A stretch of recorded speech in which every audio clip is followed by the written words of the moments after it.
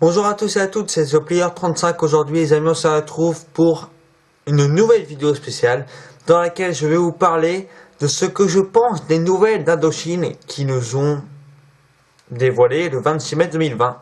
C'est parti. Je vois déjà arriver ce genre de commentaires. Attends Nicolas, mais ça fait combien de temps que tu as ce truc là? Ton machin vert? Bah moi je garde mes fringues 2 jours, sauf si je suis comme un porc. Hein. Et je me douche, oui. C'est pour ça que, en fait, déjà, j'enchaîne les vidéos, en fait. C'est même pas une excuse, c'est vrai. Tout d'abord, le single inédit Nos Célébrations. Pour celles et ceux qui ne sauraient pas encore, le clip officiel et intégral est sorti le mardi 25 juin à 21h en tant que première. D'ailleurs, en parlant de ça, je dois vous avouer que je commence à me mettre aux premières. Alors où je fais la vidéo, je pense qu'il y aura d'autres vidéos d'avant et vous l'aurez certainement remarqué. Et du coup, je suis totalement d'accord avec Olivier Gérard quand il dit que ce single ouvre bien aux 40 ans. Je m'explique. Personnellement, je trouve que c'est un titre qui ressemble un peu à 2033, genre le piano, guitare acoustique, tout ça. Mais par contre, Nos Célébrations est un peu plus rythmique, enfin plus speed que 2033. Non mais si vous êtes pas d'accord, ok. Mais au moins, dire que ces morceaux-là, ils se ressemblent un peu. C'est comme si je vous parlais de, je sais pas, pareil Brûle-t-il, comparé à Tallulah. Y a rien à voir. En ce qui concerne la musique, guitare acoustique, basse, piano et batterie sont bien interprétés. Comme toujours, sinon je pense pas qu'ils sortiraient les singles. D'ailleurs, ce sont des instruments de musique qu'on a particulièrement retrouvés sur la plupart des chansons. Par exemple, Station 13 ne contient pas de guitare acoustique. Que demander de plus pour la musique? Et justement pour les textes, on y vient. Pour ceux qui savent pas, ça retrace, enfin Nicolas Sirkis, c'est lui qui a écrit les textes, hein, comme toujours. Justement, ça retrace son histoire et celle du groupe en même temps. Hein. Et je pense que pour fêter les 40 ans, il pouvait pas écrire autre chose de mieux en fait. Après, c'est mon avis. On passe maintenant aux Singles Collection 2001-2021 et 1981-2001 qui sortiront respectivement les 28 août et 27 novembre de cette année.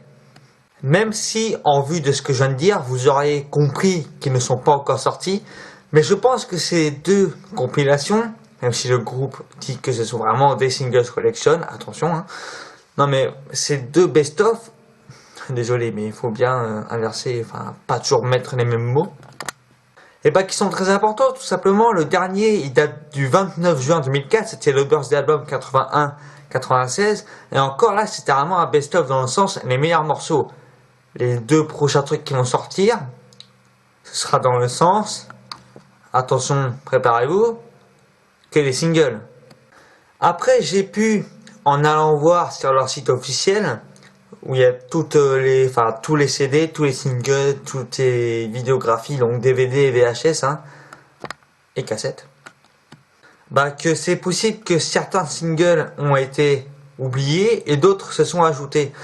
Bon, du coup, pour la première, parce que les autres, l'autre, on sait pas encore ce sera quoi, les chansons, etc. Pour la première, on a Electra Star et Pop Substitute, qui c'était des lives, donc je sais pas pourquoi ils sont là, et Punker n'y est pas. Donc je comprends pas trop. Bon, à part ça, je vais pas vous cacher que je suis quand même content.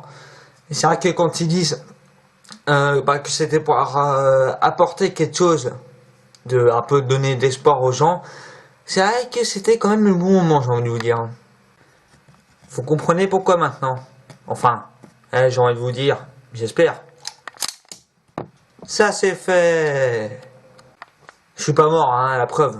Enfin, je crois, ce serait vérifié, mais bon. Et si on parle un peu de la prochaine compile, donc pas celle qui sortira, mais l'autre, la deuxième Singles Collection, 81-2001, bon, deuxième volume, bref. À ce qui paraît, il y aura une version inédite d'un des morceaux, probablement, parce qu'ils ont dit qu'ils avaient enregistré ça cet été. Ça se trouve, au moment où j'enregistre ma vidéo, là, ils sont en train de le faire. Mais bon, il fait un peu chaud quand même. Donc ce serait probablement en duo avec quelqu'un. Vous pensez à quelle personne et quelle chanson surtout? Personnellement, j'en sais rien du tout. Après, je vois à peu près les singles qui seront intégrés dedans. Mais sinon, j'en ai pas la moindre idée. On passe maintenant au Central Tour. On peut un peu dire que c'est une mini tournée parce qu'il n'y a que 5 dates. et que c'est une grande tournée parce qu'ils auront, à ce qui paraît, le plus grand écran du monde, que ce sera dans 5 stades qui vont être, à mon avis, vite remplis. On va pas dire qu'ils seront remplis en 2 jours, hein, quand même pas. Mais je pense que... Après, j'ai calculé, ça fait quand même, je crois que 299 000, bon, 300 000 personnes. Mais les fans d'Indochine, à mon avis, là, ils sont peut-être en train de se dire que c'est la dernière tournée, hein. Moi, je trouve que c'est quelque chose d'exceptionnel. Pas dans le sens où c'est la première fois qu'un groupe fait ça, non. Indochine, pardon, n'est pas le premier, enfin, la première formation à faire ça, bien évidemment. Je pense notamment à Motley Crue, Poison, Def Leppard et Joan Jett là. Alors, est-ce que leur tournée des stades va être reportée ou annulée? Mais je parle plutôt du fait que c'est la première fois qu'Indochine fait ça. Et non, les concerts enregistrés et donnés et filmés et tout ce que vous voulez au Stade de France, de Paris ou de Saint-Denis, en fait c'est où exactement, je sais pas. Donc les 26 juin 2010, les 27 et 28 juin 2014 et ceux du Stade Pierre-Mauroy de Lille,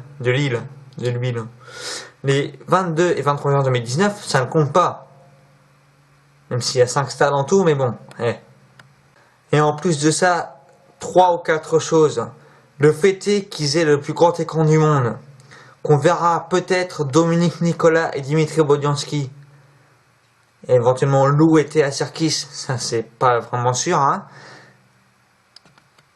qu'ils ont prévu un certain nombre d'invités.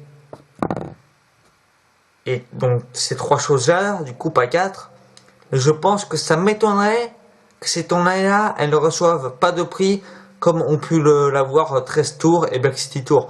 Les autres d'avant peut-être, mais je sais pas. Et pour terminer, le projet du film. Donc bon, un documentaire et où le film sur Indochine qui sortira aux alentours du 29 septembre 1981. Mais 2021, pardon.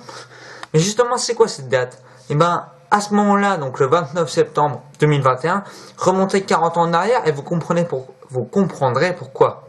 Premier concert au Rose Bonbon de Paris. Juste avant de terminer, je tiens à vous demander que si jamais vous êtes Indochinois ou Indochinoise, donc Indo-fan ou fan d'Indochine, hein, plus particulièrement, moins précisément, mais voilà, plus couramment, est-ce que vous pourrez me poser une question dans les commentaires, tout en faisant attention, hein, de voir si jamais, enfin, faire attention que les questions n'aient pas été posées sur 50 fois.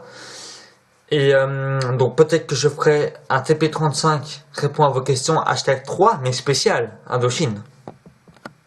Et n'hésitez surtout pas à un peu l'écorcer, parce que vous voyez le genre de truc à quand est-ce qu'est sorti le dernier single de Célébration 26 mai 2020 à midi, ok.